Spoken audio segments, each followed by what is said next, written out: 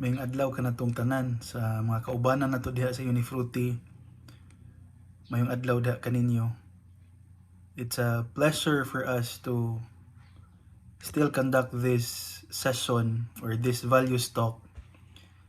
And we praise and thank God kay we could still talk about life.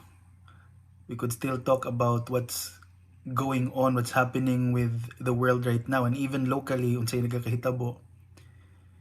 And as a department, we could give our encouragement to everyone.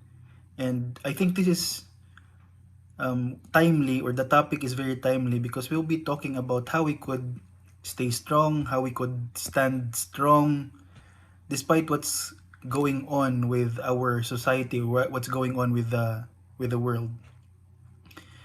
So our topic for today is entitled Beyond Resilience, or it is called Anti-Fragility or Antifragility. Kay balo kung you're wondering what anti-fragility means, and later on as we move along ato ning i-discuss unsay meaning ani nga pulong. I understand nga busy kitang tanan sa atong mga bulaton sa office, but just give us 15 minutes of your time for us to provide or conduct this talk. So before we proceed, let me read to you the guiding verse for our talk, which is found in Proverbs chapter 30, verse 25. Proverbs chapter 30, verse 25, ang pulong sa Ginoo nagaingon, "Ants are creatures of little strength, yet they store up their food in the summer." So basahon ako pag-usab, ingon ang pulong sa Ginoo, ants, ang mga ulumigas, are creatures of little strength, yet they store up their food in the summer.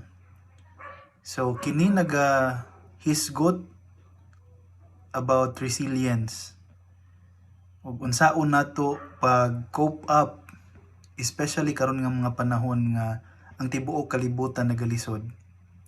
So this is what we will be talking about, and I think you have an idea based sa akong introduction, or based sa atong gibasang passage sa scriptures, what anti-fragility means. So kay balo ko nga naa na mo idea, but let me provide you an illustration on what anti-fragility is by showing you a short clip about Hercules and Hydra. So I think familiar mo aning word nga Hydra, tungod kay makita nato kini sa salida. Og si Hercules pod familiar ta. So let's watch this short clip, and later on I will be discussing unsay connection ani sa ato ang topic. So let's watch the video. Bill, I did great. They even applauded. Sort of. I hate to burst your bubble, kid, but that ain't applause.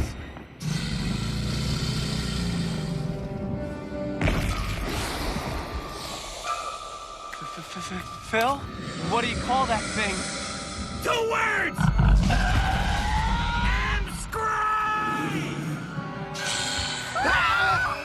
Let's get ready to rumble!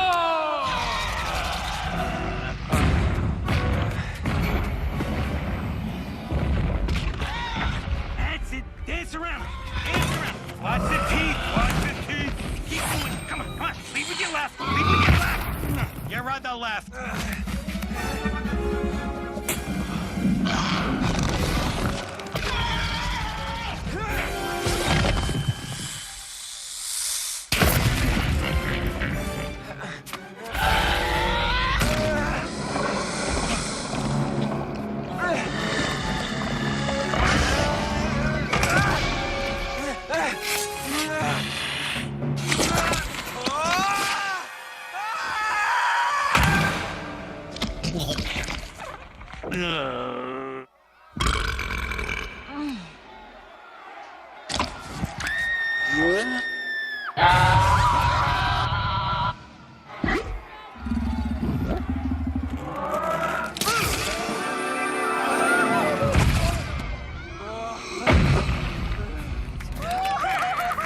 All right,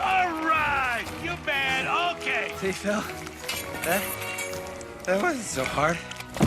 Kid. How many horns do you see? 6. Close enough. Let's get you cleaned up.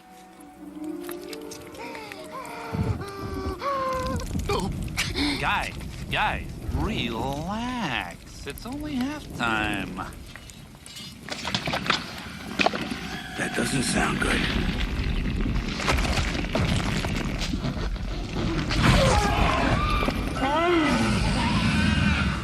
Definitely not good!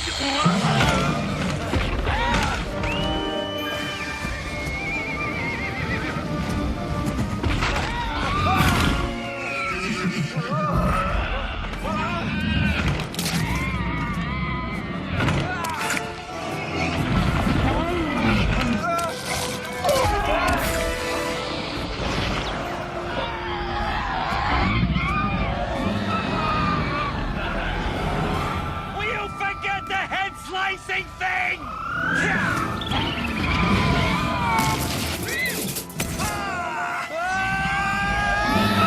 Phil, I don't think we covered this one in basic training!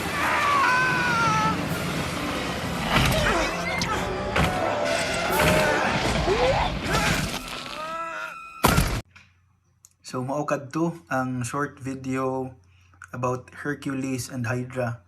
So gipakita dito sa video kadto nagadepict sa usa ka serpent nga pagputol ni Hercules sa ulo, 2 or 3 more would grow. So kini nagapakita og anti-fragility.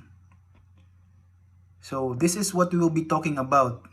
Now if we talk about the term anti-fragility, mahinumdum ko sa usa ka wise man nga nag-ingon, if the ship is going to sink, be sure you can swim.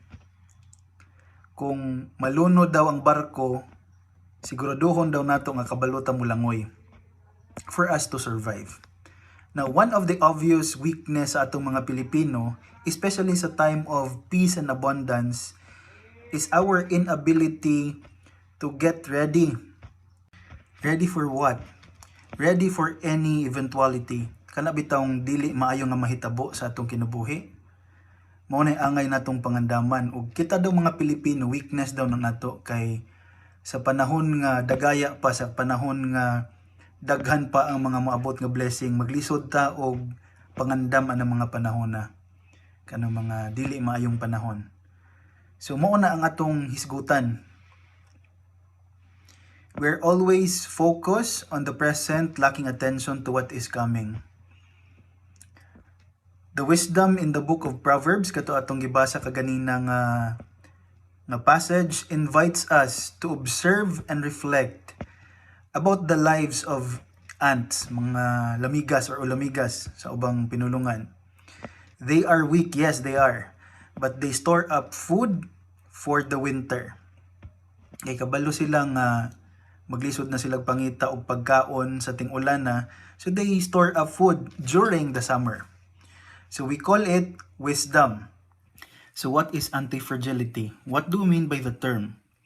So for us to understand more clearly what anti-fragility is, let me show you another short clip. The anti-fragility here is based on the explanation by an author. And here is the short clip.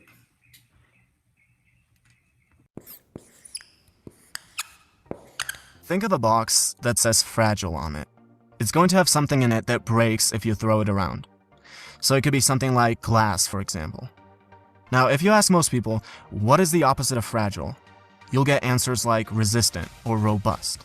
So something like a more solid piece of glass that doesn't break when it gets thrown around. But that's like saying that the opposite of negative is neutral. The opposite of fragile is not robust, it's anti-fragile, meaning a structure that gains from disorder, that gains from being kicked around. The way I like to think about it is, every time you kick the anti-fragile box, the glass inside doesn't break, doesn't simply resist, but turns a little bit more into a diamond. The more you kick it around, the stronger the diamond gets. So if that is the explanation of anti-fragility, it means that anti-fragility is more than just being resilient. Kana bitawng you are able to bounce back when you are knocked down. Kanang dali ka maka-recover kung maka-experience ka og failure. O preparado ka emotionally, preparado ka spiritually, and mainly financially on what would happen in the future. Familiar ba kita sa story ni Joseph? Katong Joseph the Dreamer? Ang nasa story nga si Pharaoh gipadamguhan, and when Pharaoh asked Joseph to interpret the dream, ang interpretation nga Egypt would experience years of famine and drought. But prior to experiencing famine, they would also experience years of abundance. So gihimo ni Pharaoh nga si Joseph mag-administer sa pag-gather sa resources, whether it's food or wealth, in order for Egypt to prepare for the years to come, especially in the years nga naay drought or naay famine. So this is anti-fragility. Now, what we will be talking are reminders on how we could become more anti-fragile. So the first point of our talk is create redundancies. Now, what do we mean by this, create redundancies? It means nga maghimo ta og duplicate. From the term redundancies, meaning usab or gibalik-balik. So unsay pasabot nato ani kanang create redundancies? It means nga kung naa kay income, maghimo kag duplicate on how you could earn another form of income. Naabitaw tay idiomatic expression sa English nga nagaingon, don't put all your eggs in one basket. Actually, naapoy biblical quotation about this. And it's found in Ecclesiastes chapter 11 verse 2. Ang pulong sa Ginoo nagaingon, invest in 7 ventures. Yes, in 8, you do not know what disaster may come upon the land.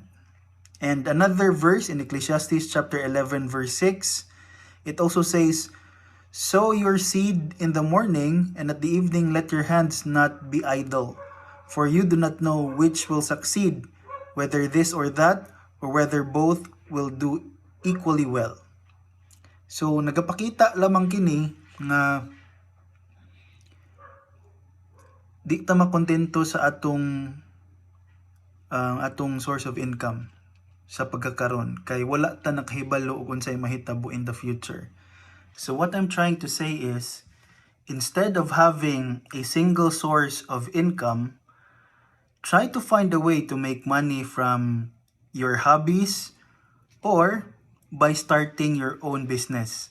Dili man siguro ni dako nga business, but as long as you could earn a little nga makadungag sa imuhang current nga source of income, that would be good. Tungod kay wala man ta nakahibalo kung say mahitabo in the future. If you have only one source of income, you might be left with nothing should employer run into trouble. Na I'm not saying basig mawala na tagtrabaho, pero wa man ta nakahibalo sa umaabot. But the best thing is for us to prepare for that time. Whether it would happen or not, the best thing that we could do is to prepare, and that is anti-fragility. So that is number 1, create redundancies. Second is to get rid of things that make you fragile. Or in other words, or in other phrase, Get rid of life's drainers or life drainers. Stay away from things or people that makes you fragile. There's no debate. We are weak and fragile creatures. We cannot handle too much stress. We can't manage too much complications and responsibilities. We would need to be sensitive in identifying what are these life drainers that would contribute for us to become fragile. So let me provide you some ideas on what are these things that could make us more fragile. Number one is unproductive activities. Now, I think I don't need to explain because it's already self-explanatory. But let me just provide you synonyms on what unproductive activity is.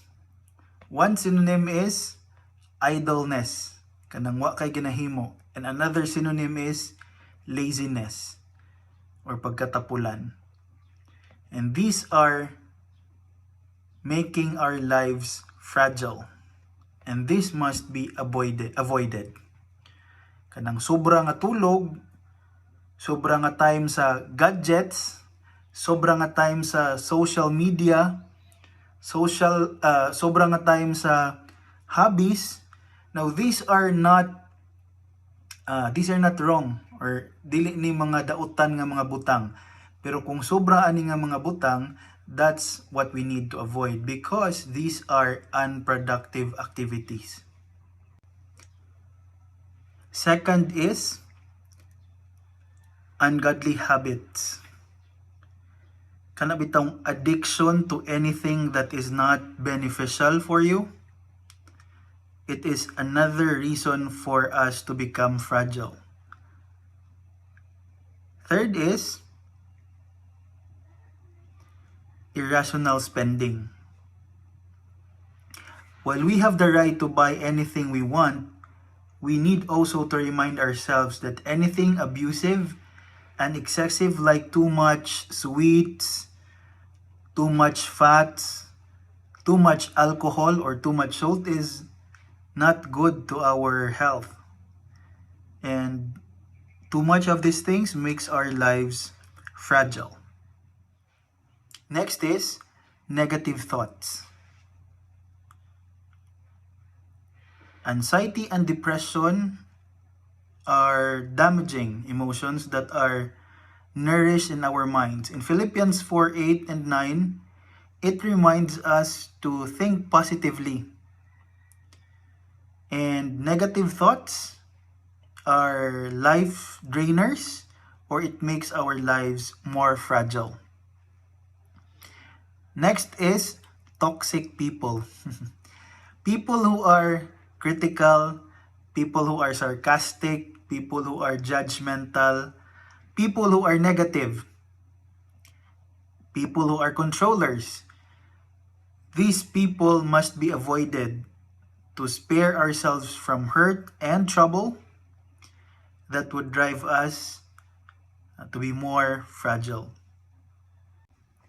So those are the life drainers. So let me provide examples about those life drainers. First example is stop snacking between meals. Try lang good. Another is kanang magkaon ka og sweet once a week. Kaya ba?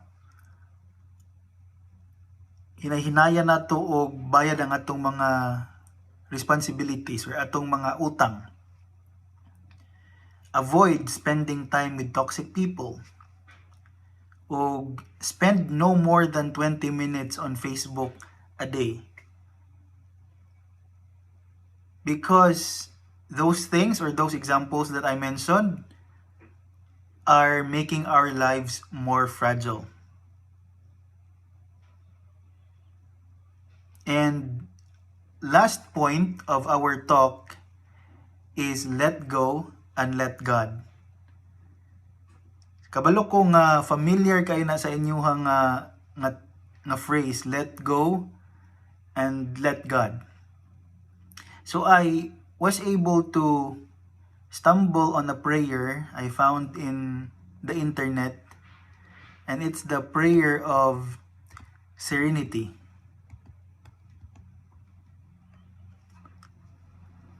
And it goes like this: God, grant me the serenity to accept the things I cannot change, courage to change the things I can, and wisdom to know the difference. Nindot siya nga prayer, no? So this is a prayer of serenity, or the serenity prayer. In Psalm chapter 131 verses 1 to 2, naingon si David, I do not concern myself with things too much for me. So unsay pasabot ni David ana? Ang ingon ni David nga kung di na nako makaya, akong itugyan sa Ginoo. Kay ang Ginoo ang nakahibalo sa tanan, ang Ginoo ang all-powerful, and this only means that our ultimate anti-fragility is God. Surrender to God situations and things that are beyond our control. And that is our last and final point for this talk. So, just like what we have done in our previous talks, I will be posting some questions, and one of that question is, how can I be more anti-fragile? Unsay mga butang or unsay angay na kong buhaton for me to become anti-fragile? And another question is, what are the preparations should I make for the future? So kana nga duha ka question akong i-post dito sa atong form, and all you need to do is to click the link diha sa description box sa YouTube, and ako po nang i-share sa email in order for you to input unsa inyong takeaways ani nga talk, o ma-answer pod ninyo tong nga mga questions. So just make sure nga ma-submit ninyo tong nga form in order for your attendance to be counted and to be valid. So thank you again. I hope that we have learned something from our talk about anti-fragility. And I know nga we could get through this. Our vaccination program is already at place. Anytime soon, maabot na tong atong gina-expect nga sa atong company we would be able to achieve that herd immunity.